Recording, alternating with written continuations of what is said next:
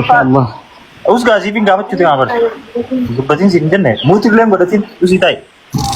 Ajandaa irra jiru ni beektaami? Muutiin ni godhanne. Arra zammaanoof jaartii lammaffaa ilaaluuf jira. Ni taataa fi? Takkaffaa fuudhee jira.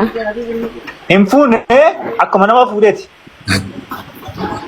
Duraa san dura na fuudhuu qaba. Naati dura ta'uu qabda. Umriin ta'e meeqa? Indak qabne si fuudhuu dura si fuudhuu indak qabne. Indak qabne. Nasiba.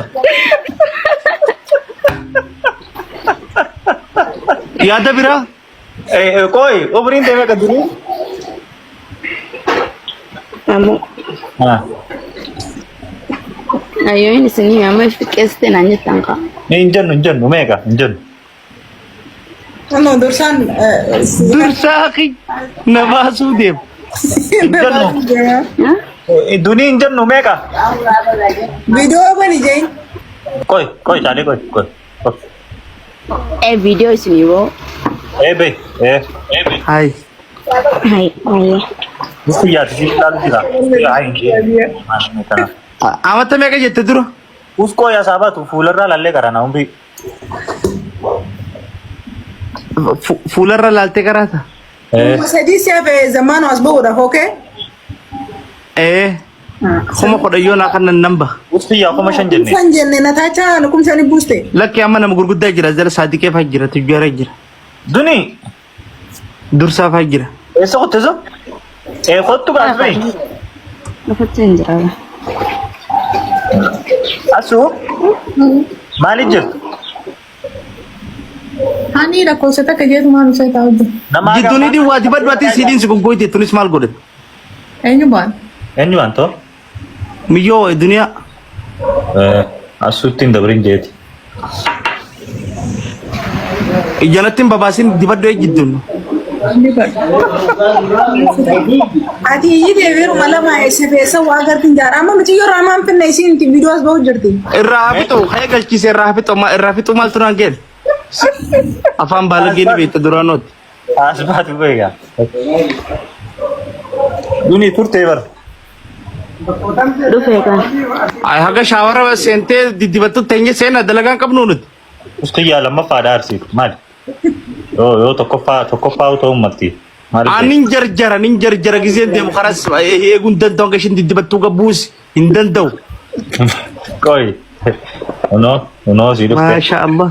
Masha Allah. Wanni hunda qabdilaa ilkee asii hunda waan san hunda. Baala akkasii as. Waydas jetti. Ay zammaano. Abdii dhalatti.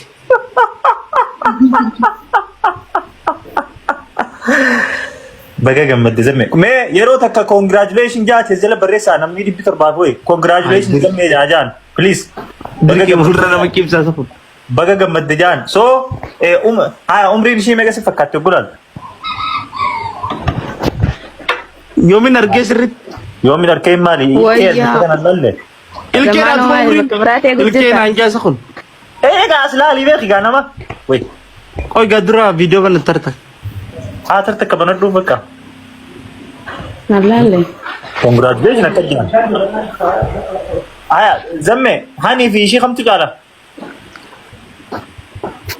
Tana sirritti nagarree barabde. Duuba akkamiin godhaa nii fi daftee cufattee akkamiin ta'a ni zigaartii isaa. Deemtee bantiree marra koko baadhi. Deebii banii haa duniyaa. Ayyee. Baay'ee baniif mee. Ilkee sana akka qofli garsiise yaakisa. Maasha Allah. Uno qarshiillee waan mormallee bitu siin jettu ni qabdi laa mormarraa. Matakki siin gaafatu. Maasha Allah.